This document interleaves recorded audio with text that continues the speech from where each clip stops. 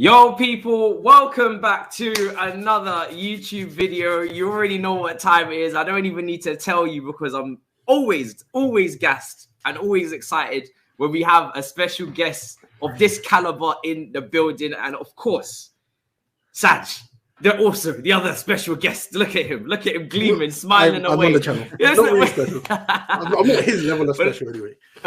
Of course. But Julien Laurens, honestly, like I always say to you every single time, and I mean it. We really do appreciate your time. We're massive fans of you, and it's a pleasure to have you on. How are you doing? How are you?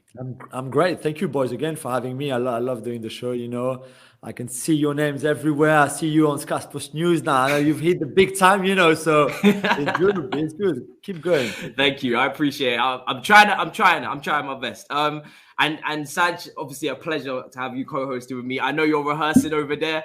I know that smile. You're trying to get these names right. Don't wanna mess up in front of the professional. Trying to get it right. One step at a time. It's like X Factor is in front of the judges. You know what I'm saying? This is the big moment. We get one shot to impress. Yeah. Obviously, I picked the easier names. I'm going to tell you right now. I copped out. I took the easier names. I already know. Okay. And big up to everybody watching. I hope you guys enjoy the show. I know you will. Every time we do this show, you love it in the comments. So I'm looking forward to your feedback again. Obviously, you know, last time we spoke around the summertime. We were talking about the players in the French league, and we were talking about obviously maybe if they'll make some moves. There are a lot of younger players they're developing. I want to start with Tchouemeni because this is such a talent at Monaco, and I was really annoyed to see them get knocked out of the Champions League in the qualifiers because I really want to see him obviously in the group stage and on the big stage to prove himself and develop further. Fabregas has spoken highly of him. We spoke about him last time. He's made a lot of appearances. Obviously, he's a first-team starter. He usually seems to start in a pivot in a midfield in a two. Yeah. What development have you seen from him so far this season in terms of him going on to that next level now from last time we spoke? Yeah, really good. I mean, the fact that he made his debut for the national team, which was the big thing. You're right. I think the Champions League was a big miss. It was a big opportunity missed for him, for his own development. And after that, the next big thing was the national team. And it was in the making, but we still had to wait for Deschamps to call him up and then to play him, which eventually happened in the last 2 international breaks. And, well, 3 actually, but he was really good, showed no signs of, I don't know, pressure or, you know, shyness or whatever, because it was such a big step. He was great. He would be a perfect complement to the Pogba and N'Golo Kante partnership that we already have that is pretty established. But I think now he's very much the number 3 behind that, I suspect. In their mind, that's great. And for his own development again and his own progress, I think that was huge. For him to be able to play with France and do so well and show what he can do in the Nations League, especially, that was great. So he had a little deeper form like Monaco did sort of earlier in the season, but now he's back at his best. The last 6 weeks have been really special. I think Monaco lost 1 in 11 in all competitions, and it was a big reason for that. So we know we've got him for another 6 months in France, and after that, I thought, as you know, that he would have gone last summer. Yeah. I've got no doubt that he would go in the summer coming. Yeah. We talk about Monaco, obviously that rise back, obviously way off the pace with PSG. They're leading out front, very clear in the league at the moment. When we talk about, you know, Tchouemeni as well, I spoke about last time with you that dynamic in that pivot, because when we talk about Pogba, Kante, Chelsea have this same pivot as well, which is why Chelsea fans are you know, going hysterical over this guy as well. That responsibility between going forward as a box-to-box midfielder and then being that sitting midfielder. What role do you think he can do equally both, you know, roles as well as each other? 100%. Really 100%. The thing about him, apart from all the qualities that he has, that you can see, the physique, the technical abilities, the intelligence, really very well-spoken guy. But you know, I know you can't judge a book by its cover, but you can see, and when you hear him, you say, okay, he thinks a lot. He processes things a lot. He's so aware of everything that I think it's easy for him to either switch from one role to another or be in a partnership with someone who does the same as him. So when one goes, one stays. When the other one goes, the other one stays. Or working with Jorginho, who be the anchor, and he will be the one, you know, around doing the running in a Kante role, or he'll be the one a bit more sitting. and then someone else can do that job. Him and Fofana at Monaco, him and Matazzo do that quite well. So I've got no doubt that certainly for Chelsea and Tuchel and in the formation, he would just fit in so well. I know we spoke, Matis, before about Bakayoko. I think kind of a few of the Chelsea fans will be wary because of the Bakayoko sort of, I was going to say half failure if you want, of the past. I get that. I think Tchouemeni is much better than Bakayoko to be fair. Yeah, and we talk about that Chelsea dynamic as well last time, is the fact that Chelsea, in my opinion, they kind of need that replacement for Jorginho in that 6 role where someone can come in or even start ahead of him if they're good enough to, help, fulfill that role and not have him fatigue and overplay, especially with playing a large role for Italy over the Euros. He seems to be the only natural 6 holder in Chelsea's squad, which is obviously you need 2 players for each position. Then also Kante would need replacing as well because of that box-to-box role. So Tchouemeni strikes me, technically gifted, physical as well, wins his duels, wins his aerial duels, can pass the ball very well. He seems to be that guy that can do both roles, like you're saying. And you're saying that from last time as well. It's fantastic to hear from a Chelsea perspective. Where do you think he's going to end up? Because it's so many, teams looking for midfielders. You talk about maybe Manchester United looking for that sitter or even that person to play in that pivot. You look at, Chelsea, of course, as well. I'm sure other teams across Europe. Where do you see him making that next move to? Yeah, I still think the Premier League is the most likely league because I think he knows once he loves the Premier League, and I think this is very much a league that he wants to play in at some point. And 2, it's not because you're a Chelsea fan, but I think Chelsea are a step ahead of everybody else in terms of they've been No, but really, when as a player and as an agent, some clubs have been following you for so long, longer than others. For example, even when you were at Bordeaux, before when you were not a French international or anything like this. And I think that counts certainly because Chelsea knows him so well, like inside out, really. And they've already made a few approach already. So I think this is an advantage to have in a race like this when you will have other big clubs like United, maybe like City even, who are also interested and we'll be looking at him. So I think it's good for Chelsea to be a little bit ahead of the curve. Yeah, I really hope we do bring him in. We talk about tactical flexibility from Tuchel and being able to play different formations, go to a back 4, play that one sitter. He played a little bit of a 4-2-2-2 against in midweek. So he's got the flexibility there to obviously change his game up as he wishes, but he needs those flexible players, as you're saying with Tchouemeni, who can play those multiple roles and apply themselves in different positions. Saj, what do you make of Tchouemeni? We speak about him quite a bit in the house. What do you make of him from what you've seen this season so far? What I've seen of Tchouemeni, he's pretty damn good. My only reservation is he ready? As in, like, I know that Cesc Fabregas has said in the past that he was going to take time to develop the player at Monaco, but I'm like, is he still green, or can he just go into most teams right now and play effectively? That's my only reservation. Yeah, it's a fair question, really. It's a bit the same. You don't know until it happens, and then we can see. I think the international level will help him for that. Will get him ready, because even if the Premier League is different pace and all of that, it's this kind of level. If you play against the top team from Spain, Belgium, Italy, England in the national team, this is the players that you will face in the Premier League pretty much. So.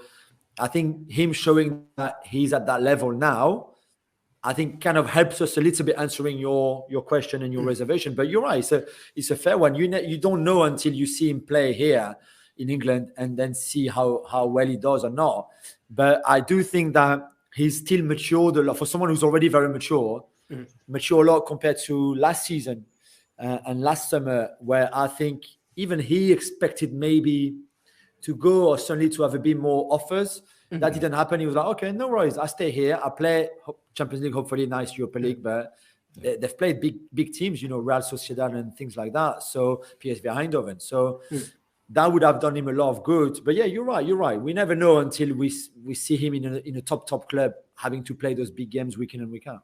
Yeah, well, his market value has certainly gone up. We know that. Yeah. So it's going to be interesting to see what kind of price he does move for. I want to move on to someone who shares the same agent, is obviously Jules Koundé as well at Sevilla. And then obviously Sad will host the rest of the show and come with his questions. I'm looking forward to that as well.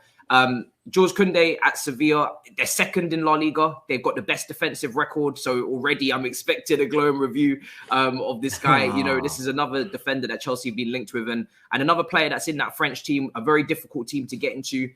I've seen him at times play right back, but I think for me personally, I definitely prefer him at centre back. And I think even in a 3, the way we play, he looks, you know, I think he could be even better. The way that he likes to drive forward the ball, you know, he loves to take some shots from goal. I've seen some great finishing from him as well, which is crazy for a centre back, so technically gifted.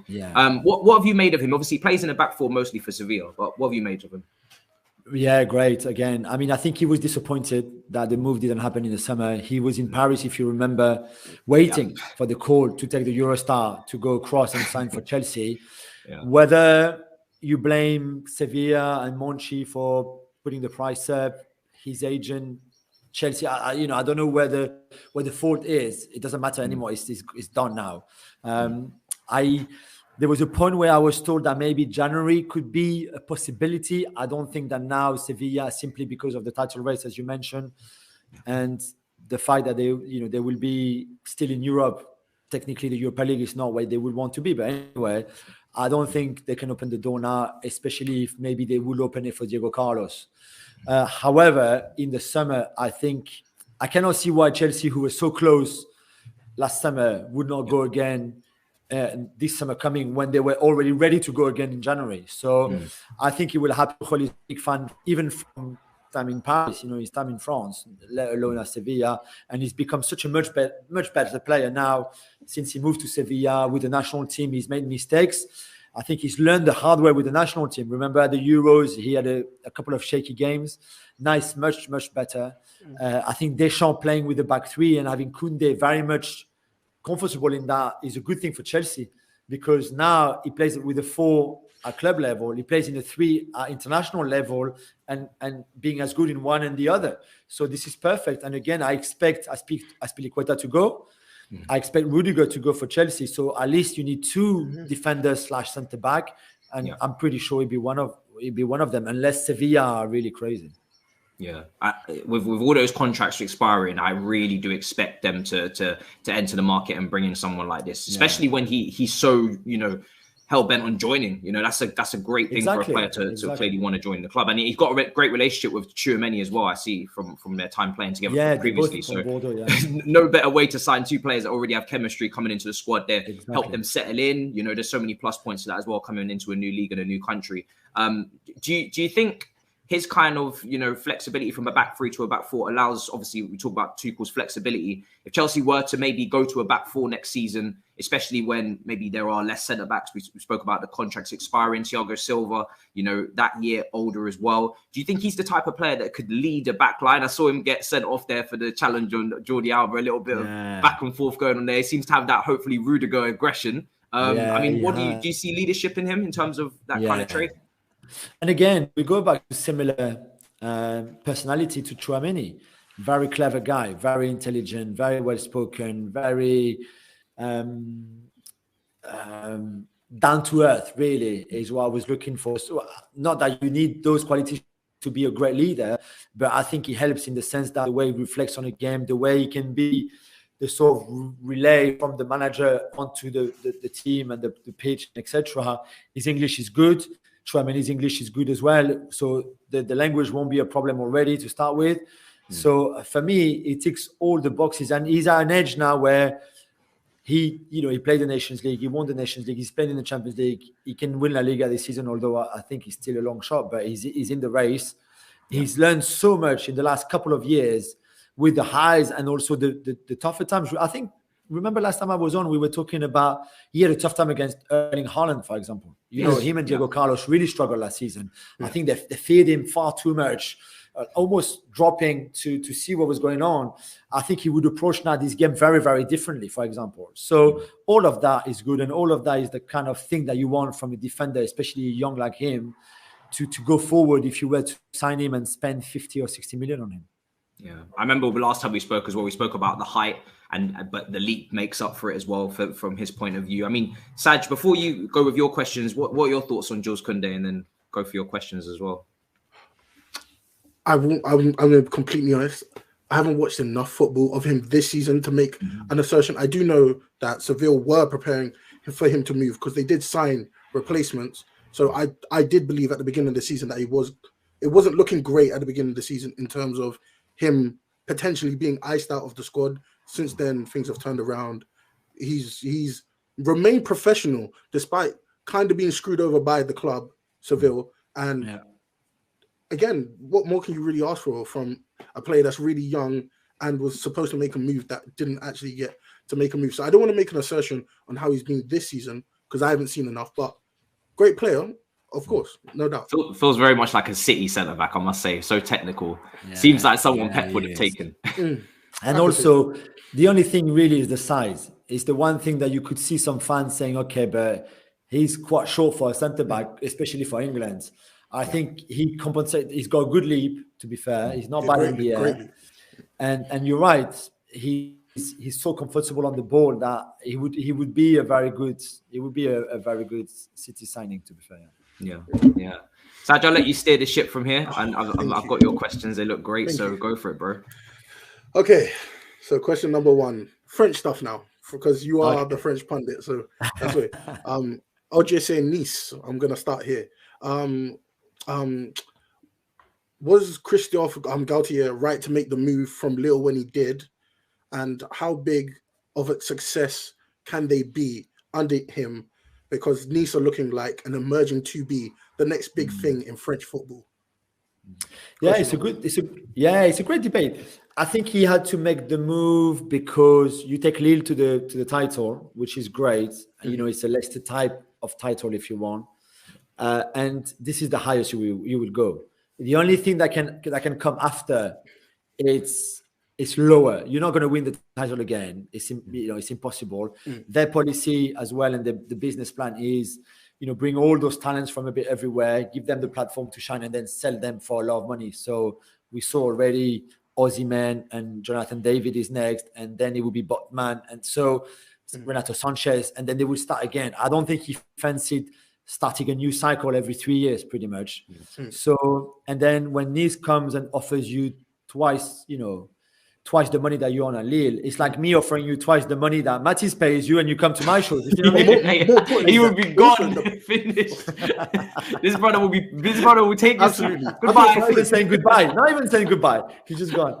He wouldn't even get the goodbye. But the money is a big thing. I know he was earning great money, of course, at Lille, but twice that at Nice, moving back to where he used to live, obviously in the southeast of France. He played for Marseille. He's from there, so it was almost also coming home. So I think all those factors made him really go. And Nice have a really good project. Of course, the owner being so rich, the backup from Ineos, they bought players as well.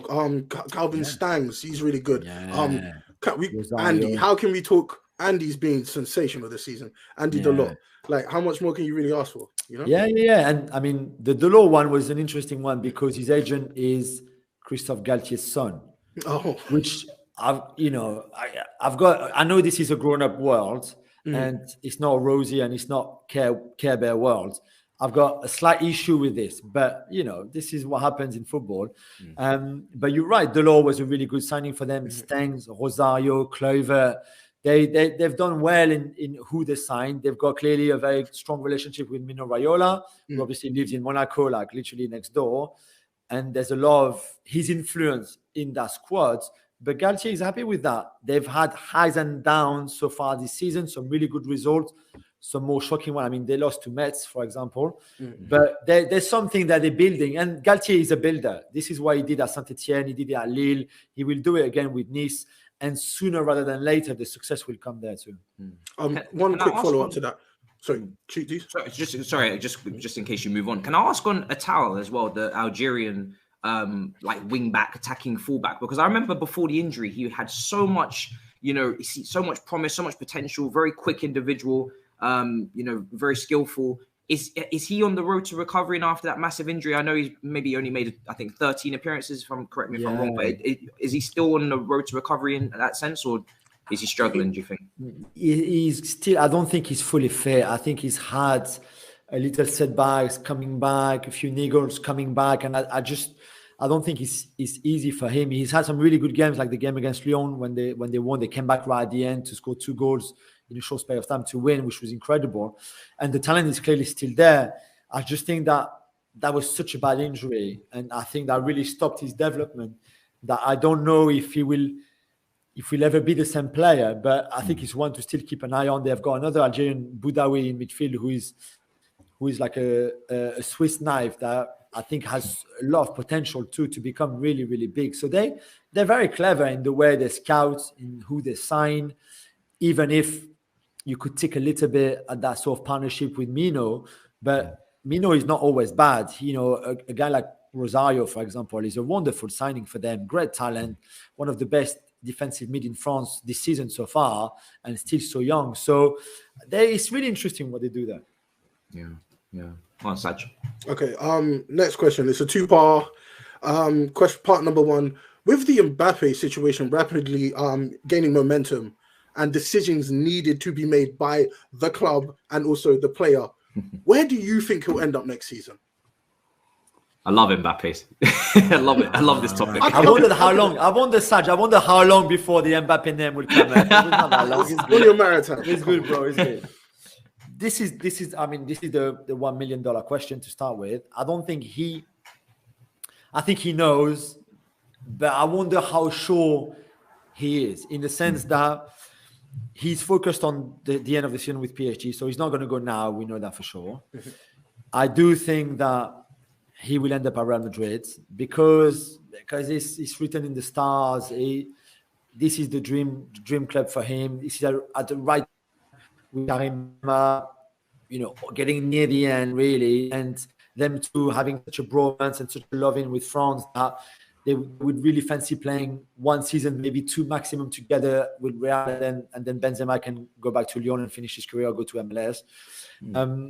And even if PSG is still hoping somehow to convince him, maybe find something to say, hey, why don't you just take one more year with Messi and Neymar, and then you can go. You will still be young enough to go in a year time.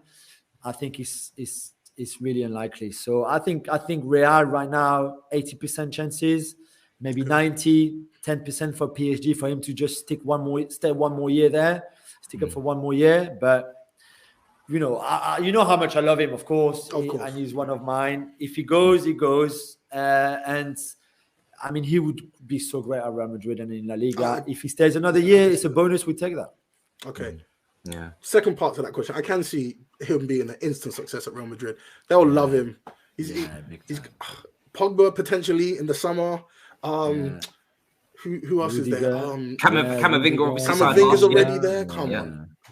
I know, man. Crazy. And Haaland. I'm a Man City fan, so we don't talk about it. We don't talk about it. We don't talk about Haaland to Real Madrid. What will Leonardo's response be to losing his main young prize-winning asset? Does he have any things in the fire going forward, or is it just a case of let's see the Messi, Neymar situation try and flourish? You have to replace him anyway, regardless. Even if you're happy with your squad without him, I mean, they can't be happy without him in the squad. So, I think you messed up if you're Leonardo. You messed up for allowing him to go on a free. Yeah. I'm not even talking about selling him last summer when that offer came in from Real Madrid. I'm just saying he should not be in this position regardless anyway. Yeah. You should not, a player like him should not go on a free. They messed up. Now, as we've been saying, it's really hard to try to commit him to staying just one more year, and he will still be out of contract anyway. So I don't know. But then you replace him. There's not many players right now in the world that can replace him. The only one really is Erling Haaland. I don't think he would want to go to PSG. I think Lewandowski is another one that maybe they could look at, even despite his kind of older age. I don't think this one is feasible. Although I think Pini Zahavi and Leonardo have already spoken about him last summer when there was that possibility that Kylian would leave for Real Madrid. So maybe they will have a lot of money to spend, that's for sure, on the replacement, whoever that is. I would be a bit disappointed if in the end we end up signing Ousmane Dembele, not because I don't rate him or because he's injury prone, but because one, it's not really the same profile as Kylian. Well, not at all. No. And two, it's a bit like underwhelming, as talented as he is. Do you know what I mean? So we'll have to see. It will be a big task. if he goes. I would think that they're already working on something, on some sort of plan. But yeah, I think the only two really can only be Lewandowski and Haaland. And I can't see either of them going there. Just before Saj moves on, little sneaky question: are you confident for the Champions League? You know, it's a big opportunity, isn't it? To obviously get it done with Poch. It is. I haven't been impressed with Pochettino, and I'm really even sad saying it. Sad, I know, bro. I like Pochettino as well. Yeah. See, I'm the opposite. I blame the club, not the manager. And that's fair. The other boat. Yeah, on 5 Live, on BBC 5 Live, we had a big argument with Guillaume Balaguer on it. He's close to Poch. He was like supporting him. Listen, I watched him being my captain, the PSG captain, when I was younger. I was at the ground. I loved him. I loved seeing him as a manager. But I've been a bit like, okay, why are you doing? Why are you showing me? Why is this team not playing good football? What's your formation? What's the idea here? What's the style? All of that. So far, there's no answers. Okay, it might just not be on him. I agree with you. I do think that this is a very hard club to be the manager to manage. It's very political. There's Leonardo, there's Nasser Al Khelaifi, the owners in Qatar. All of that. I get it. I still think that on the pitch with the players that he has, this should be a better football. Yeah. But that might come later. Messi, I don't think has still adapted yet. I think Neymar with the injury, I don't know what kind of state he will come back to the team. Yeah. But a lot so far has relied on Kylian, and that's it. And I don't think that's right. I feel like Poch is kind of like a manager that suits maybe working with young players, developing them. Southampton, Tottenham, having a team that will maybe follow instruction a bit more than the egos. He's not really used to dealing with the egos. More the politics that you're talking about. Really. Yeah, and obviously Ramos has been injured. Wijnaldum seems to be out of sorts, maybe making a move away. I've seen him with a lot of links. It's been difficult. Yeah. Well, I thought Wijnaldum would have come in there and just cleaned, and he's just not playing. He's just he's not getting game time really. The way they obviously you're a PSG fan as well, Julien. Like the way they lined up those big signings, like it was honestly like the Avengers. I was like, this is a Champions League. It's a guarantee here. I know. And even if we knew that, especially in defensive transition, when you lose the ball, because Messi, Neymar, and Mbappe, they're not gonna defend at all. Yeah. Or hardly against City, it was nuts. Yeah. So. But it goes back to my point with Poch. You know that. So you know you're going to suffer a bit when you don't have the ball. But so it should make you even more focused on when you have the ball. Have 75% of the ball if you want, because that only leaves 25% to the opposition with the ball, which obviously lower the amount of chances that you might concede. Instead, we don't see a very dominant PSG with the ball, with patterns of play, with stuff when the ball moves well and etc. And again, I don't think that's good enough from Poch. Okay, now this question is like my A question that I've been waiting to ask you.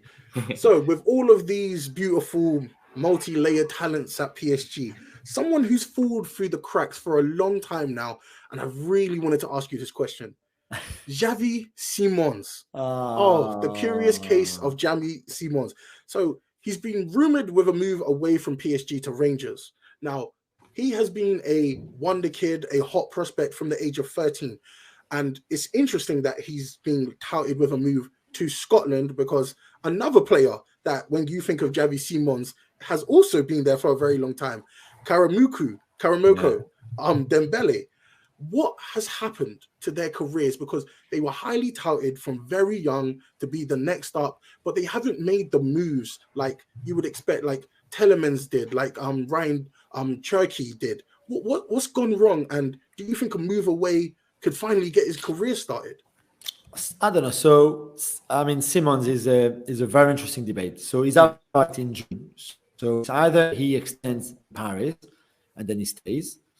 Or he lives on a free. The problem he has is, and his agent is Mino Raiola, which I don't think helps in those kind of situations. He doesn't feel like he's played enough first team football. The sort of promise was that this season would be the season where he would train every day with the first team. He would get his chance. He would play, develop, and this would be the start really of his career, because he's been really good with the youth teams. He's been really good in the youth league, for example, with PSG. He was outstanding in City in those games, for example. The thing is, he felt that hasn't happened, which is true that at some point Pochettino sent him back to train with the reserves. Now he played last weekend in the French Cup against the 4th division team, but still that was the first team football. It was amazing. He played the round before, was great, again against lower team opposition, but still great. So he's getting a taste of it, and I think maybe this is slightly swaying it a little bit in the sense that he said, okay, let's see now the next few weeks, see what happens. As you know, COVID has hit a lot of clubs, PSG including. So, for example, for the game against Lyon on Sunday, there's a lot of players missing. He might get a chance not as a starter, but maybe coming off the bench. And same for the following games. So he wants to play, whether that's our Rangers, PSG, back in Spain, anywhere. I think now he feels he's ready for first team football. But full time, not just training one day, then going back with the under 19s or under 23s, do the yo-yo. He wants to be a first team, like a part of a first team squad and be in contention to start and play in the league or whatever. So I can see the link between Mino and Van Bronckhorst for Rangers, of course. But again, the same with Karamoko is in the same situation that Simons finds himself in. Yeah. No. But you know what? Listen, it's hard for young players. There's not many. And I think we've had that conversation before, who can make the step from the reserve team to the first team just like they at 17, 18, or even 19. This is so rare. I mean, regularly, that can not everybody is Jude Bellingham or Kylian Mbappe or Erling Haaland. Yeah. So, but I think a lot of them believe that you can do it. It's easy. I just need to play a bit. No, you don't. It's harder than you think, I think. And same for agents or parents or whatever. And listen, we've seen it at Chelsea. A lot of your boys have had to go on loan to get that experience to come back and then establish themselves. Yeah. So I think the gap between reserve football and first team football, especially in top clubs, is so much bigger, I think, than a lot of them think. That's what it's down to. I'll hit you with one quick follow-up. Do you think social media has affected his career negatively? Because people saw him do a lot of stuff, play against a lot higher opposition at a very young age, and expectations were like, next Messi, next Ronaldo, and it's kind of not fair for a young player to be given such titles at such young ages. Yeah, 100%. I don't think that helps, and it's the same with compilations. I can make a compilations of you, Saj, on Sunday morning with your team, and you look amazing. It's true. It'll be a short compilation, but I you don't know. You can always... It's a great idea. And that's the thing. And you're right. Too much of it was like, oh, wow, this kid must be... And he's really, really good. It's not a problem with 10, but not as good as we thought he was at 16 or 17, where we thought, okay, maybe he's the next Fabregas and can just walk into a team like PSG and play every game. Well, that's the thing. That was not the case. But again, that doesn't mean he won't have a great career. That doesn't mean he can't break the first team at PSG or that he might have to go. It's just not, it's not that simplistic. That's the only thing. Yeah. And Tish, you want to add anything? No, go for it. Honestly, go for it. And lastly, this is just a quick fire round of people, French players, French league players, how they're doing. Just give me your opinion on them. Obviously, number one, Jonathan David. Come on. My boy. I'm so impressed with him because he's a lovely guy to start with. He came from Belgium, where you think, okay, the pathway from Belgium to France should be quite easy. It's a better league, but not a huge gap like if you were going from Belgium to England, for example, which a lot of them have done, but it's still a big gap. He struggled the first 6 months. He looked a bit out of shape. He looked out of pace. But the way he turned it around to have an incredible 2021, when you think, I think only Mbappe has scored more goals than him in 2021. It's been fantastic. Now that he's kicked on the career in France, he won't look back. He won't stop. He's got everything for me to do well. I expect a big move either this summer, very likely, or the one after, probably to England. Arsenal are big fans, not the only ones, because he really has something for sure. Okay, that's number one. Number two, Christopher Nkunku. He has been clinical. He has been great. I've seen you speak about him with very high graces. What do you think is going to happen? Big move coming for sure. We talked about Koundé and being a City signing. I mean, Nkunku is such a Guardiola signing. I mean, he stinks of it. He stinks of City playing playing box to box, no problem. Force number 9, no problem. Wide, no problem. Second striker, no problem. He can play. The guy can play anywhere when in a team that works like that, that plays like that. He would be sensational for Pep, I think. I'm a bit disappointed that Deschamps hasn't called him yet. I find that really surprising. Despite all the talent that we have going forward in France, he's been so outstanding with Leipzig that I don't know why. I don't know what more he can do to get a place in the national team, or at least for Deschamps to try him. But yeah, some bigger things even coming up for him. Is that due to just there being such stiff competition in those positions, or is it down to the manager not really liking him? You know what, the cynic in me, if my very cynical view of it, is that he's too versatile for Deschamps. Deschamps is a bit old school, as you know, and a bit conservative. So he likes, he's a 9, no, he's a 10, he's an 8, he's a 6. He's got. If you can mix a few of them, he's like, oh God, what? So what do I play him? Do I play him 10, 8, 6, 7, 8? This is only this. I can't believe this would be true. So I think he's only done, as you said, to the competition for places. We have so much talent going forward that maybe Deschamps is thinking, okay, I just need to see a little bit more, and then I give him his chance. Yeah, and just to add, finally, with the City point, I wouldn't be surprised if they do go for him, or maybe a Vlahovic, because I think with the Erling Haaland thing, as obvious as it might be, the Raiola factor, I just don't think Pep wants that drama. He's always had this ecosystem of quite, everybody is one group. There's no drama. I don't really see much coming out of City in terms of, interviews and quotes from Raiola and agents. So I actually wouldn't be surprised if they went for more, unknown quantity in that kind of, not even unknown quantity, but just someone who's not, got stars around him. Yeah, completely. You're right. I think you're right.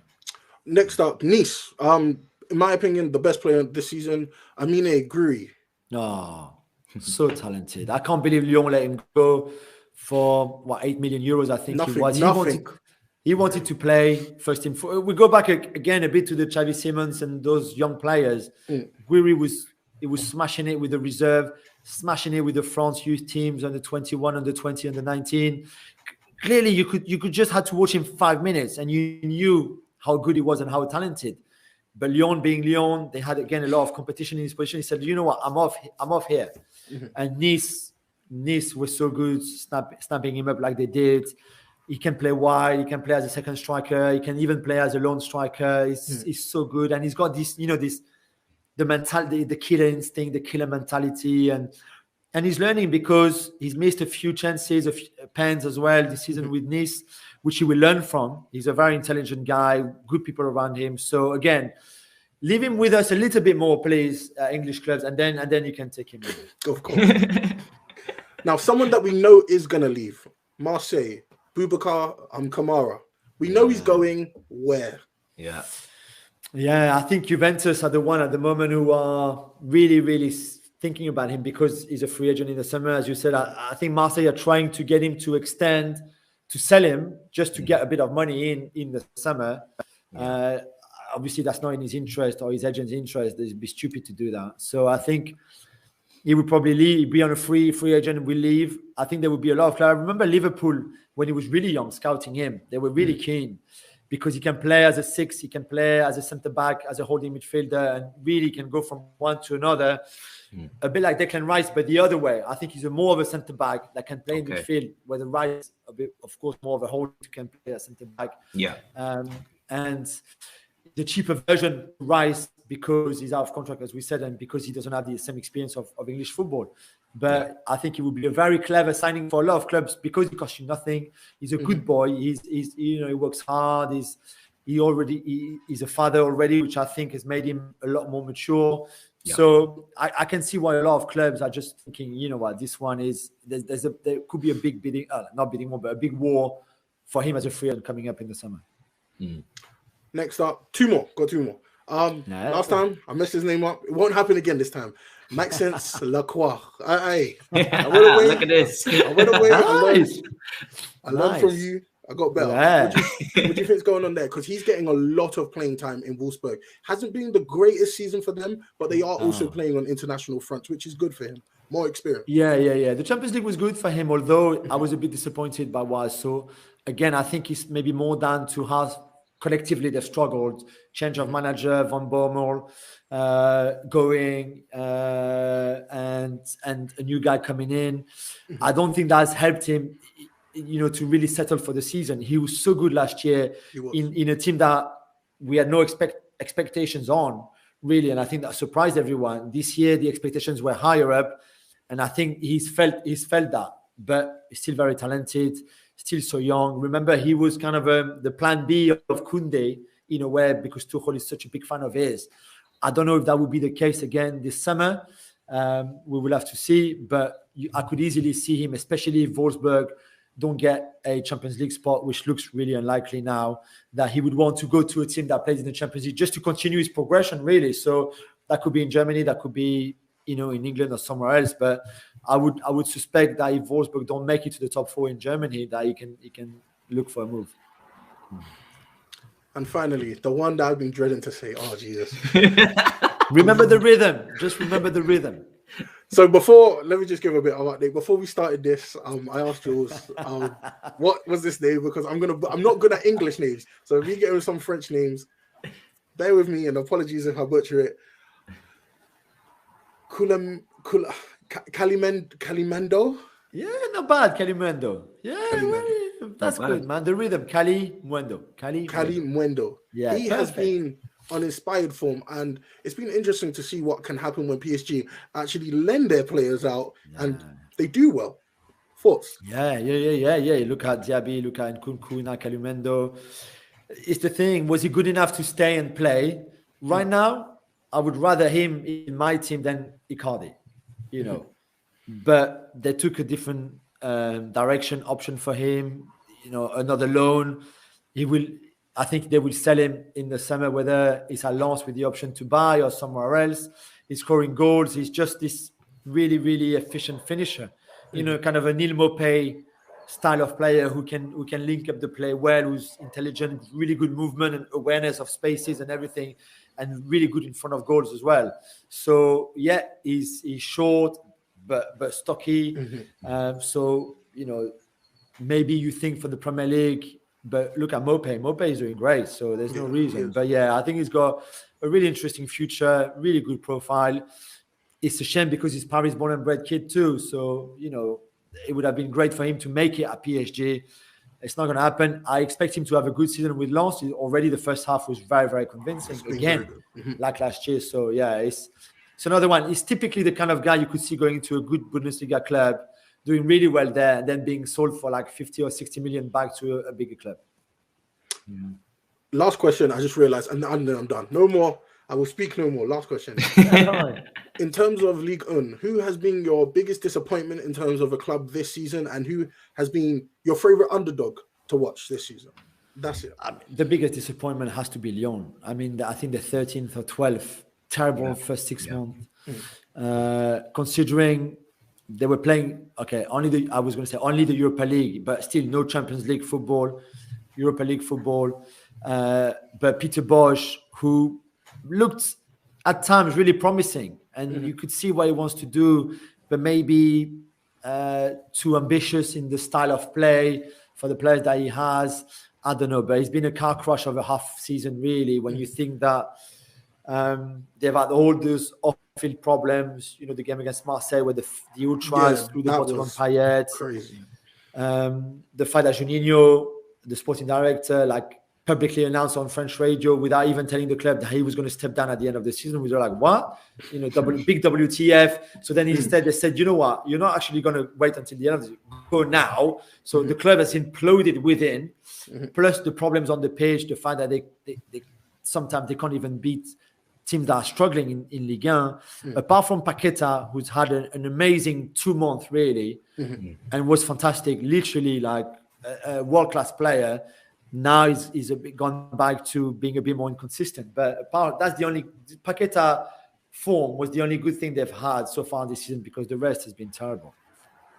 And favorite team to watch, favorite underdog. You know what? I like Nice. When we talked about Nice, I like the fact that Lens had a really good start of the season as well with Franck Hayes and Calimendo, your friend. I like seeing Montpellier because they've got Teji Savanier, who's an incredible story. It's not one for now, but Savanier, who's from the traveling community, who's such an old school type of Matt Letitia player with so much flair and incredible finesse technically and all of that. He's been amazing for them. So they've been really, really fun to watch. Marseille and Sampaoli had some good moments. So it's been, it's been a fascinating season so far, apart from the crowd trouble that we've had regularly, which I still struggle to understand why. I was going to ask that. Since you mentioned it, I wasn't going to ask it, but since you mentioned it, the Ultras this season have been, a couple games have been cancelled. It's been quite crazy. Thoughts? Yeah, mental. I can't really explain. I think we've had issues before with Ultras. It's sort of quiet down a bit, calm down, and now maybe after the pandemic, because they could not go to games for a long time and they're full of testosterone. I really can't see why. But why, as a Lyon fan, you risk putting your club in trouble by acting like this? It's mental. Never understood it. The logic doesn't make any sense. It's counterproductive. The Dimitri Payet situation. Yeah. Crazy. Couldn't believe it. Yeah. Support your club. Do it the way you want, as long as it actually helps your club. And that is not counterproductive and put your club in trouble. That's it. Of course. Yeah. Well, listen, we're going to wrap up. I mean, it's always an absolute pleasure to have you on here. And I want to, thank you, finish the show with, obviously, we're going to put the link in the description for the, Gab Juls podcast, because everybody needs to go and if you're not watching you selling merch quickly, because I saw Gab the other day wearing t-shirts. Love yourself, love your club. Yeah, that's going in the description as well. Perfect. Where can people purchase that? You at the moment, they just made this one for him, and I've got one that says "Let's go, Gab," which we said before the quick hits. When we go through all the little quick hits at the end. But a lot of people have said on social, where can I find the mug, or where can I find the jumper? So I'll keep you updated if we make those available for sure. But as you know what, Saj and Matt, I'll send you one each, because Oh my goodness! See, now you're too kind. Great, I love it. You're honestly, you don't understand how big a fat. We are very. We really do. That's good. I tried to play it cool, but you're that's great, boys. And I want to shout out the podcast as well. Guys, make sure you check out link in description. I really did enjoy the segment on Lukaku, obviously a few days ago. Very emotionally invested, as I'm sure you understand in that situation. Yeah. Where do you stand? Were you more? Did you think that Tuchel? This was the big thing on ESPN. Craig Burley, who's obviously a former Chelsea player, thought that Tuchel overplayed it, played it, too much. Shouldn't have dropped him. I thought Tuchel played it right. We had a bit of a, going back between him and I. Xhaka Hislop was more on Craig's camp as well. Where you two stand on the Lukaku Tuchel thing? For me, I thought he handled it perfectly. I really do. I mean, for me, when you're managing a group of players, especially some young ones as well, who are looking for that, president to set for the future, and how are you going to manage a squad? I look at Sir Alex and the way he used to run things and the longevity he had. I think, making sure that you drop him. I think there was a fine reportedly as well, and just setting that president. Now, no matter if you're world class, if you're backup player, everybody's got to act the same. Everybody's got to follow a certain code of conduct. I thought it was a brilliant decision, and also to play that. Some people say he should have played the Liverpool game. I think it would have been a distraction for the crowd. Maybe some cheers, some boos, maybe put some of the players off as well. He doesn't perform as well as he probably would in the previous game. So I thought it was a masterstroke. And on a Saj as well. What do you think? I agree with everything you said up until the game day of versus Liverpool. I believe he should have played the Liverpool game, and then at that point it's sink or swim. It's time to put up or shut up, because I do feel the fact that you've paid a lot of money. This game is super pivotal. You kind of need to win it. There's no space for the title race is over. We be talking. He's a Man City fan. He's trying to play it off like as if we're still in it. Please stop this. Stop these lies. He walks around the house like this. We've already won. Yeah. Also, the reason that I say you should have played Lukaku in that game is very simple. It would have been a pivotal game for him. It's either put up or shut up at this point. You either perform to your heights and no one can say anything because you performed, or people say, okay, you didn't perform, your head's another place, and then all the criticism, if you don't win that game, is off Tuchel and on Lukaku. But Tuchel made this decision along with the dressing room, and you got the manager's rule along with the teammates. You got to roll with it. Really, nothing else to say. Yeah. Do you think he should have played the game, or no? No? I was at the game, as you saw probably with the video of Tuchel going mad on that Kovacic goal when VAR was checking. Oh my God, it was so funny. I love him so much. But no, I think you had to. I agree with Saj in the sense that the timing and the game that was coming after the interview was wrong. But, of course, they would have rather played Norwich, and then you drop him and you still beat Norwich, and it's fine. The fact is that was the Liverpool game. The timing was the timing, but I think he had to do something. He had to protect the squad. He had to protect himself and maybe even reestablish his authority. And that was the only way to do it. So I know it was unfortunate it was such a big game, but I think he had to do it. Chelsea didn't lose the game. They stayed second. They even showed great character to come back into the game. And then Lukaku came back and helped the team to beat Spurs in the League Cup semi-final first leg. So I agree with Matt. I have to say, I thought he played it great. He played in the way he should have played it. Of course, he would have rather not having this issue, but I thought he played it great. Of course. Yeah, I think sometimes you got to take a hit in the short term to preserve the long term, and that's how I see it. I look at it as one game, but what about the next year, the next 2 years, etc., the rest of the season even. But yeah, honestly, an absolute blessing to have you on, guys. Make sure you go and check out the podcast. Link is in the description. You already know it, but if you don't know it, then you need to wake up. All right, let's keep it real. But thank you for watching. Saj, any final words before I play the outro? Appreciate it, Julian. I like to ask you French football. They don't ask me enough French football on that show. Like I want to know your French. I want to know your opinions on stuff. Thank you for having me, boys. Thank you so much for having me again, boys. Anytime. Thank you so much, guys. Listen, smash the likes. Let me know in the comments. I'm going to be always replying and obviously answering. And show some love in there. And like I said, check out the podcast. And I'll see you, man, in a bit. Peace, people.